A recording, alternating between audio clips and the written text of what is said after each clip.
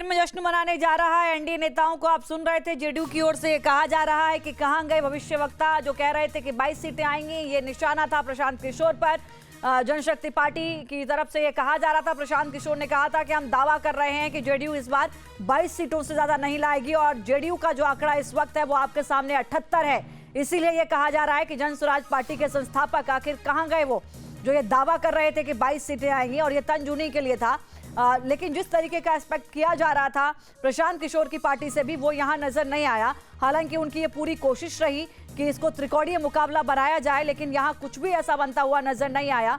उन्होंने बहुत मशक्कत की, बहुत मेहनत की, लेकिन मुझे लगता है कि जो नतीजे हैं सुमित जी वो ये बता रहे हैं कि बिहार की जनता शायद उनसे हटकर अब क्या उसके मुद्दे हैं, उसको क्या चुनना है, उसके लिए क्या सही है, वो खुद तय करती है। बिल्कुल, उसने खुद तय करती है। जनता हमेशा ही तय करती आई है और इस बार उन्होंने साफ साफ तय कर दिया कि आपने हमें जो वादे किए, कितने लोक लुभावन वादे। मुझे लगता है लक्ष्मी के हम कई सालों से चुनाव देख रहे हैं, कवर भी कर रहे हैं और जब से अरविंद केजरीवाल की आम आदमी पार्टी पॉलिटिक्स में आई है 2013 से, तब से ये ट्रेंड एक चला है लोक लुभावन वादे करने का, फ्रीबीज का।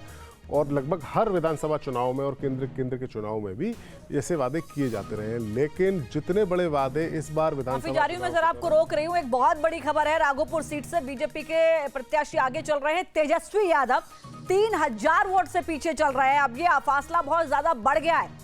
सतीश कुमार यादव आगे चल रहे हैं और तेजस्वी यादव 3000 वोट से पीछे चल रहे हैं।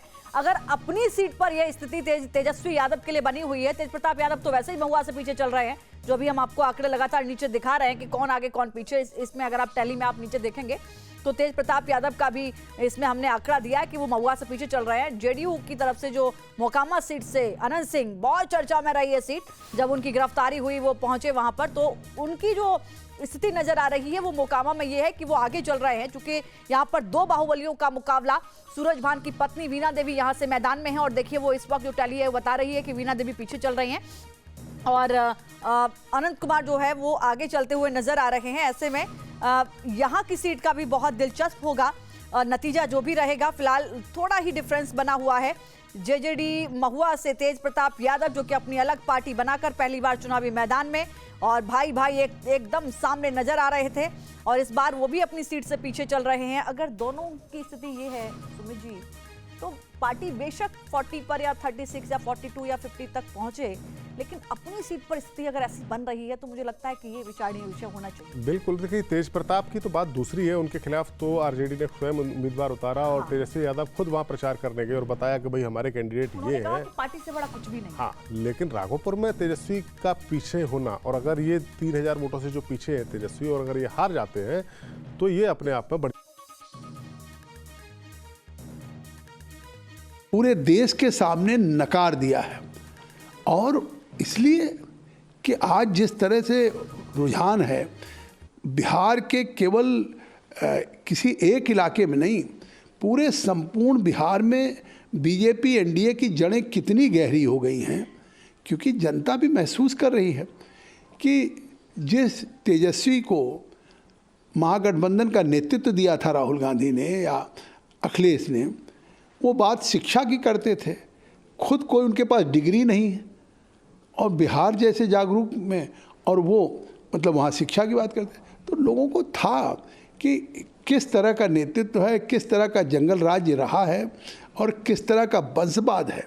मतलब लगता था आप कभी भी चुनाव, बिहार का चुनाव लग रहा था कि जैसे पूरा परिवार ही तेजस्वी का लड़ रहा है। अभी लोकसभा के चुनाव हुए तो लगता था यूपी में सारा देश का परिवार ही लड़ रहा है और जिस तरह से राहुल गांधी के पूरे परिवार, तो ये वंशवाद के पोषक हैं। ये चुनाव में केवल महागठबंधन को लोगों ने केवल नकारने का काम नहीं किया है, महागठबंधन को समाप्त करने का काम नहीं किया, उन्होंने वंशवाद के खिलाफ भी मुहर लगाई है। सर, जिस तरीके से कांग्रेस नेता राहुल गांधी की बात की जाए, उन्होंने लगातार कई आरोप भी उस बीच आरोप लगाए थे, लेकिन उसके बावजूद लोग कह रहे थे कि वहां पर जिस तरीके से महागठबंधन की एकाएक जीत होगी, लेकिन जो शिकस्त है वो देखी जा रही है। नहीं, जहां एक तरफ आरोप लगा रहे थे वहीं दूसरी तरफ पूरे देश में संदेश दे रहे थे कि पूरे बिहार का युवा तेजस्वी के साथ है। ये परिणाम जिस तरह से 190 192 सीटों पे बीजेपी एनडीए आगे है, तो बिहार के एक एक युवा ने, बिहार की महिलाओं ने, बिहार के ग्रामीण इलाकों के किसानों ने और बिहार की जनता ने मतलब प्रचंड बहुमत से समर्थन। जनता ने प्रचंड बहुमत से समर्थन दिया है एनडीए को। ये एनडीए की ओर से लगातार कहा जा रहा है। टैली एक बार फिर से देखिए, हम आपको जो अपडेट होकर आई है वो आपको दिखा रहे हैं। बीजेपी 84 पर है, जेडीयू 77 पर है, एलजेपी-आर 22, एचएएम यानी हम की 4 सीटें, आरएलएम की 3 सीटें यहां पर निकलती हुई नजर आ रही हैं। और ऐसे में अगर आप महागठबंधन के साथियों का अगर खाता देखें तो पीछे से नजर डालिए तो आप देखेंगे कि यहां पर आईआईपी का बिल्कुल 0, वीआईपी का एकदम 0। अदर में देखेंगे आप एआईएमआईएम 3 से आगे चल रही है। सुमित जी, अभी हम बात सीमांचल की ही कर रहे थे, 5 सीटें पिछली बार जीती थी। बीएसपी 1 सीट पर आगे चल रही है।